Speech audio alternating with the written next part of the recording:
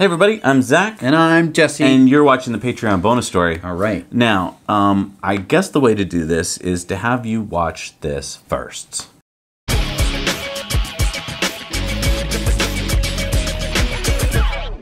I'm here at Monroe & Associates with Sandy Monroe, the CEO of the company, which specializes, amongst other things, in tearing down vehicles, and they've got a Tesla Model 3 that they're about to rip apart, but they've already found some issues with the car. And Sandy, one of the things that you pointed out to me was it's almost impossible to open this hood easily. Easily is, this thing is a miserable job. And we've come to the conclusion that these guys at Tesla are definitely electronic snobs. They don't let anything slide by. So to get in here, and the reason you need to get in is basically, if you have an accident and you need to get rid of the power, you have to cut this cable twice, okay? Here. Why twice? That would be so it doesn't short out, so it can't get back together all by itself. You know, you might cut this and it would short back in and close the circuit and still be live. So you cut it here and you cut it there, and then you don't have any problems. So that part's pretty traditional, and there's nothing wrong with that. But to get to this, to get to the point where you can actually open the hood, you have to go over here. Let me show you with a little light here. This little doodad right here, this little part of the fascia, you're supposed to push that in or pull it out somehow, and then inside there's two cables. You have to pull those cables out. You have to have a set of jumper cables, and you have to have a 12-volt battery so that you can connect to the two leads, and that'll pop the hood.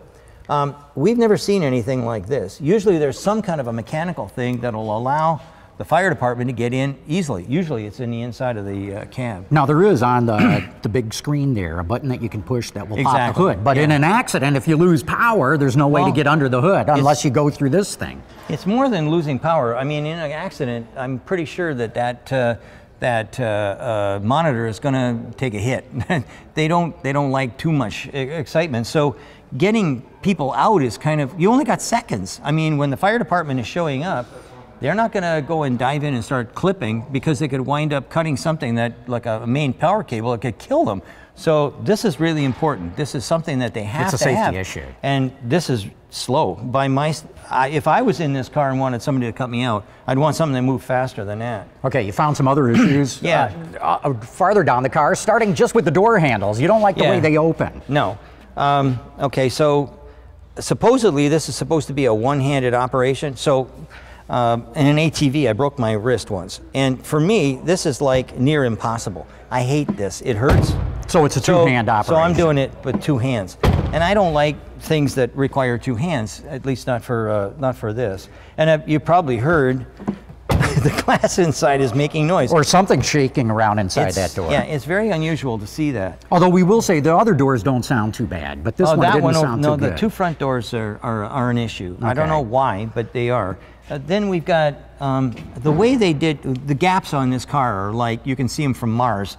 This is really not so good. But we also found that they stuck an extra piece of cat's paw in here. This is an afterthought or something. And what's cat's paw? Cat's paw just means that when the glass goes up, it seals and it keeps it from rattling a little bit. But this stuff here, you're not supposed to just glue on another piece. Usually you take whatever is wrong and pull it out, put another one in. So that was kind of a, geez, I never saw that before. That window doesn't have it. And then you pointed out that there's two ways to open the front doors here. That's correct. And we're going to probably highlight this a little bit too. So this is the real way to open the door. And if you listen, you can hear it, right? That's what opens the door. Right. But, you know, being a mechanical snob, I came down and lifted this way. And when you do that, the screen over here says, you have activated the alternate, you know, and so this is kind of a backup so that you can get out of the car if you have to. It's a mechanical system in case of an emergency, right. So you can get out. But what you pointed out is they don't have them on the back doors. No. I guess the kids don't matter. I don't know. Anyways, there's no activation here except for this one.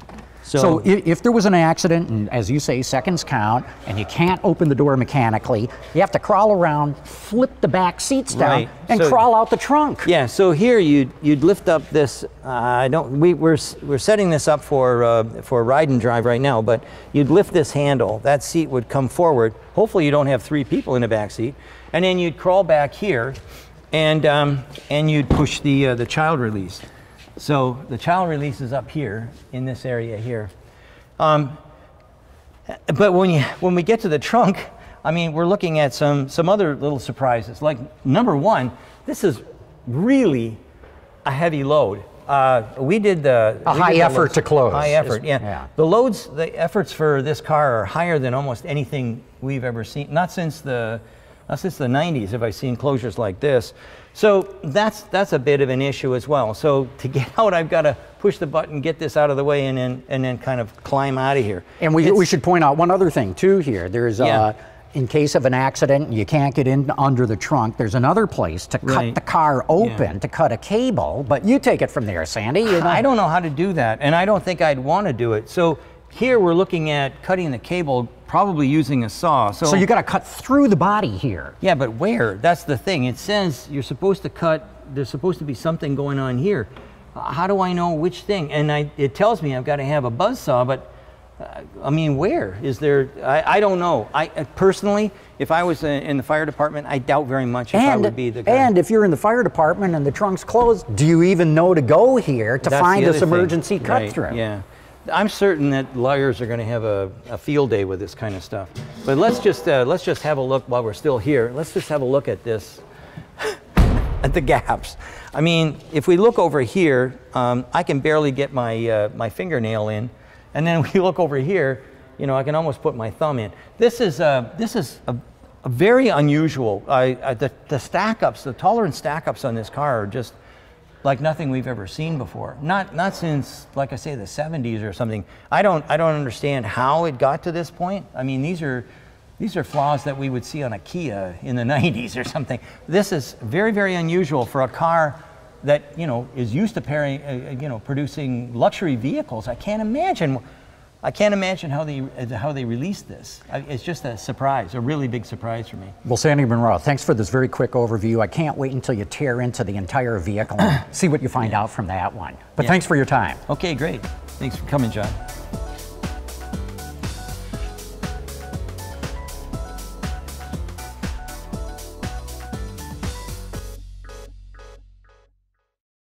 Okay, so I got some problems. Yeah, me too. Yeah. So what we just saw was Munro and Associates CEO, Mr. Munro, basically tearing apart the Tesla Model 3. Let's go through his first thing. So his first thing is the frunk. Right. He does not like that it's hard to open the frunk in an accident. If you can't push the little button inside because maybe the screen got destroyed, he's saying that, oh, you'd have to open this little thing on the fascia and you would have to jump it with 12 volts. Now, okay. That is true, and the reason they did that was because on the Model S and X, people were complaining that if once you knew the little secret, you could open up the frunk and steal what was in the frunk. Right. So you have to balance that, I guess, versus making it a little harder to open. But I understand his point. If there's been an accident and you need to get in the frunk, why? Well, because you need to cut the wires to the electrical system. Then that makes it hard to do. But I do want to point out, if you've been in a big accident, Jesse, you pointed this out, what's going to happen? If you get into a large frontal collision, the frunk is going to pop open. This is a safety feature. It's just, it's to make it easy to access the very cords that they were referencing in the video. And he didn't mention this in the video. Right. That's part one. Part two, Yep. If you're a firefighter, you come with a whole set of tools to a scene, and one of them is a large saw, one of them is a bolt cutter kind of thing. Right. You can get into a frunk pretty easily. Right. It is not like some impenetrable thing made of, you know, some kind of titanium alloy. Right. Like this is just like a steel lid. They're going to have hammers and pry bars, and they're going to get that thing off in a jiffy. Yeah. Also, you could lift up the frunk and that little piece that comes down and clips and holds it, and just snip those two things, and boom, it opens. I mean, if it's a true accident, it's an emergency, you have to get people out of the car, and you actually really have to, disconnect the power, then, yeah, I mean, you can you can cut it, no problem. There's also a second place. I mean, and this is cutting way further into the video. There's a second place where you can cut the power. Yeah, well, let's mention that. So, Right. in the back of the car, in the D pillar, Yep. there is a place where you cut, and let's go to this point, which is training. He points out that firefighters won't know where to cut; they're going And to they get won't hurt. want to cut. Right. Look, electric cars are coming. There's no doubt about that. Right. So if you're a firefighter, I'm sure that you, if you haven't already, are going to soon be going through training on all electric cars because you need to know how to safely deal with them. Right. I mean, they're on the roads. They pass DOT inspection. Yeah, there's not like 2 of them on the roads. There's hundreds of thousands right. of electric and cars. it's not like they're just like sneaking them into the country or something, and Right. they're not. They shouldn't be here. Also, they're supposed to be here, and they've gone through all the regulations to do so. Also, you can go to Tesla's website, and there is a video training on what to do with all their cars. It's Right. not; they're not making it a secret. Anyone who wants to go through the training can. And then if you take a look at the sticker that he's talking about in the rear, and he's saying that it's not clear, it's perfectly clear. You can see the shape of the window in the sticker, and you can see exactly where to cut. Yeah, and he's like, "Oh, I wouldn't want to cut there." Well, you're not a firefighter. Right. If you have that tool and you need to get someone out, you'll cut there, and that'll take care of the problem. Right. So that's fine. So then he talks about the door handles. I have a real problem with this part. Yeah. Okay, because he says, "I don't like these door handles. They're really hard I to broke open." my hand in an accident, and so I have trouble." Well, that's fine, but except he shows that he didn't have any trouble. Right, because he was able to do it. He shows that you push with your thumb and you pull with your fingers. And he says it hurts his hand. Well, if it hurts your hand, fine, then maybe you have to open it a separate way. But for most people who didn't have that accident, it does not hurt at all Right. to push and pull. It's not hard to do. Right, with one hand. And he's saying that you have to do it with 2 hands. I want to point out there's It's a lot not of different kinds of things that you have to open cars with. Some are with your thumb, some are Right. pulling, and they all involve some kind of thing you have to do. Right. And this one is no different. You push and pull. Except for the Model X, by the way, which you just have to sort of push. It's great. I Or- love opening with my elbows Or and you stuff. can just walk up to the Model X and it opens for you automatically. That's true. I mean, but, I mean... You know what else you could do, though? I mean, is that you could... No, cut that part. So then once he's in the car, he has a problem with getting out of the car.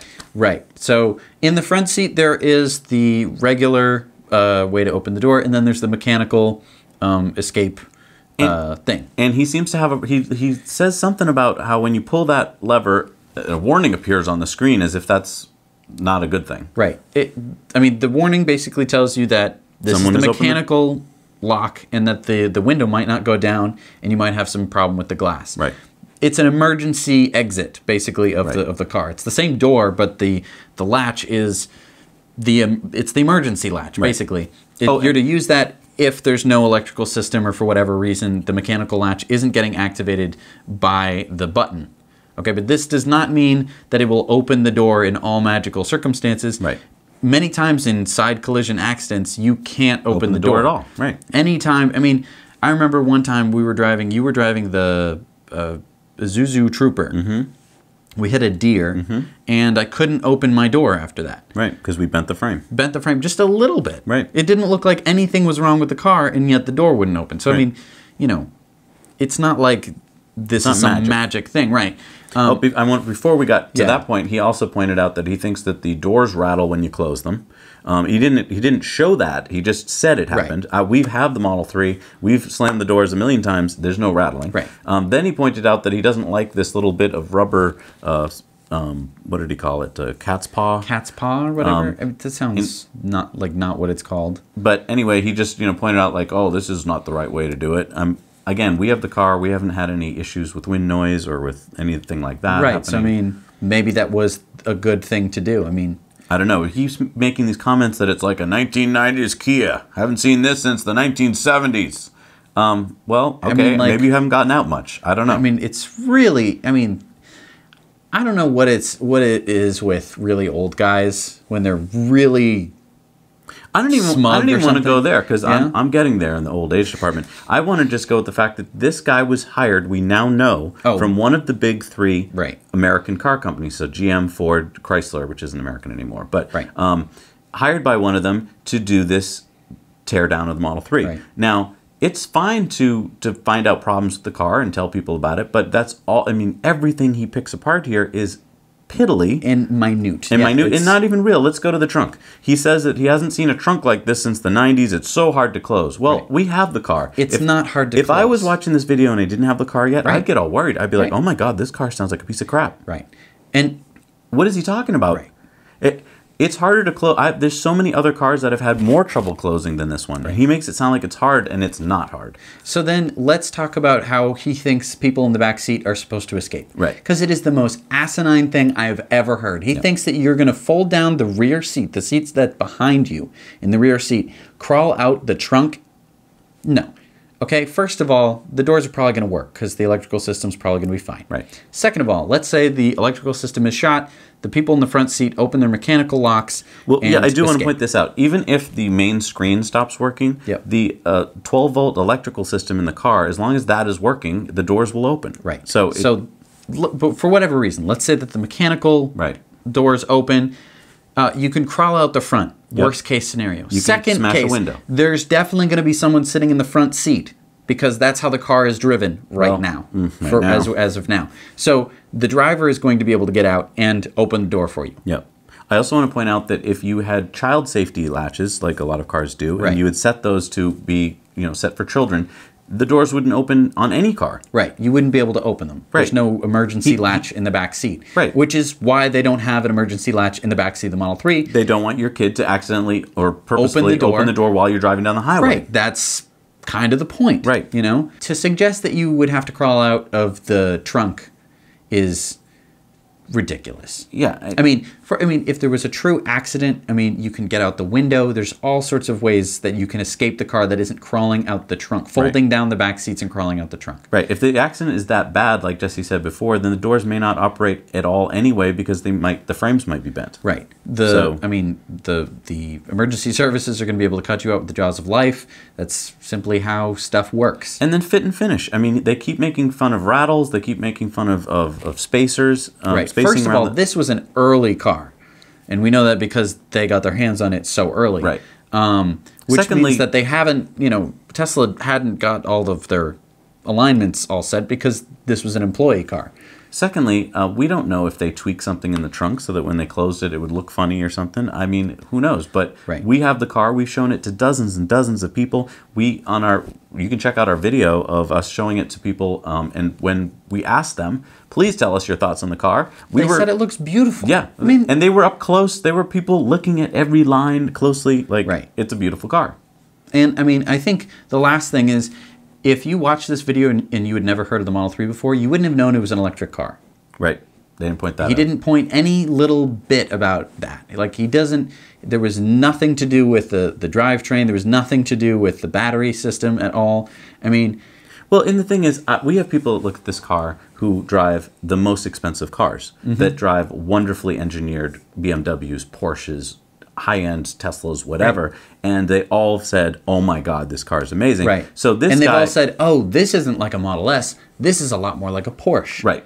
So for this guy to do this he's just shown his hand. He could have said some true things about the car and then balanced it with an honest opinion of different things. No, he just tore apart everything he could think of. He didn't mention the other stuff like Jesse mentioned of how it's amazing because he couldn't do that, or else he would have totally shown that he was been bought out. Right. And what I want to say is, 150,000 people have seen this video. If a lot of those people, pretty much everyone who's seen that video, doesn't have a Model 3 yet. So Right. that's going to bias them and go, I shouldn't buy this. And a lot of people in the comments are like, oh, of course, this shows a Tesla's crap. Those people have not driven a Tesla. Right. They've not experienced a Tesla. That's why we try so hard to get the car out there to as many people as possible at car shows, to go visit people at superchargers, because we want you to sit in the car, drive the car, ride in the car, and see what it feels like. Right. The Model 3 feels amazing. It feels Yeah. like no other car I've driven. And I'm not being paid to say this. See, that's Right. the other thing. Like, people are like, did you work for Tesla? You're wearing a Tesla hat. You're wearing a Tesla shirt. It's because I'm a fanboy. I love the company because they keep doing amazing things. Right. And for all the right reasons. They're not doing this strictly to make money. Yes, they're making money.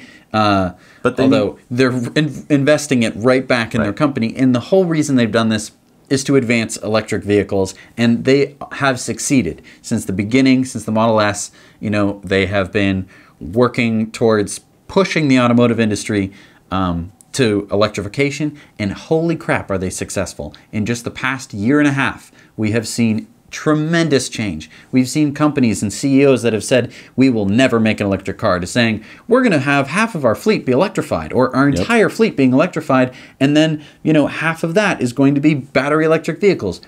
That would have never happened had it not been for Tesla. Had it not proven that electric cars were successful, that, all of these other cars like the Leaf and stuff that were, sadly underpowered, had too small a battery, under capacity, I would say, weren't the true, electric car experience. You were getting a very slimmed down version of it. And I mean, it's just, that is why we care so much about this company. They're out to change the world in a positive way, to help combat climate change and, wide-scale pollution. So if you were wondering why do we always defend Tesla, that's the reason why. But then again, we don't really have to, because you are our wonderful Patreon supporters, and you get it.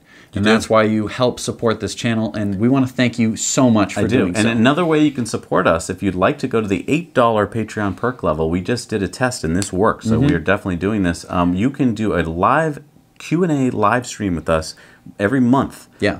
It just went wonderfully. We just spent half an hour with about 20 or 30 of our Patreons, answering questions, getting cool advice from them. Yeah. I mean, it's so wonderful to hear from you guys. I mean, because, this is a way for us to talk directly to our best fans, our Patreon supporters, without we could not do this show. And so we're so thankful that you, support us, and we wanted to create a perk that would allow you to be able to talk back to us, because, this is we're just sort of talking at you, but it was fun to chat with some people over on our live stream. So yeah, if you're interested, you can head over to, well, you're probably there already, patreon.com, and check out the $8 perk level, which, by the way, will give you everything below it. Yeah, shout outs, the MVP, the polls, right, Patreon bonus story. There's a lot of pretty good. There's a lot of interesting. Hopefully it's worth it. So. Yeah.